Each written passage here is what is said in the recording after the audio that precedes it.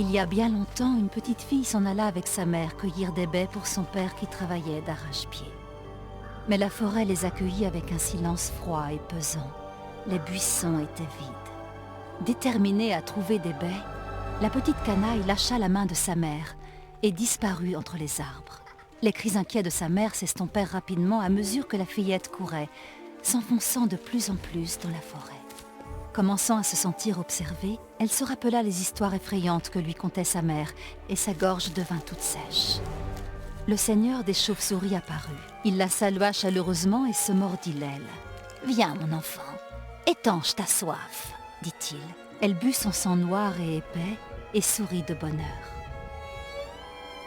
Tandis qu'elle traversait un cimetière, des nuages menaçants recouvrirent le ciel et l'air se glaça soudain.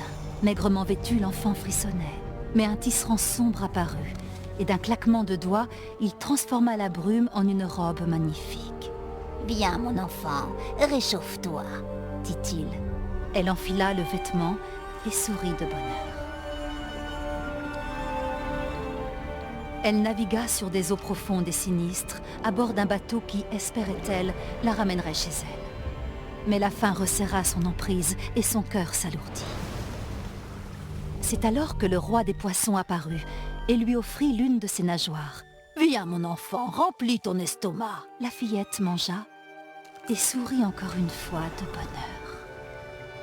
Continuant sa route, elle atteignit bientôt le cœur sombre de la forêt. Là, un destrier de fer apparut, paré d'un magnifique rouage en or.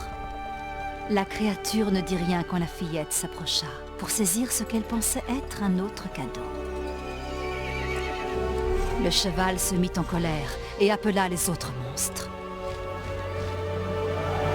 Le cœur de la petite fille s'emplit de peur alors qu'un vent féroce se leva autour des créatures.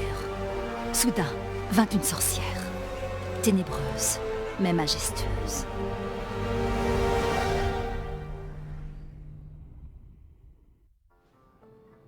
Plus on t'en donne, plus tu en veux, grogna-t-elle. Maintenant, nous réclamons notre dû. En un instant, la fillette fut emprisonnée dans un miroir. Ça y est. Elle dort.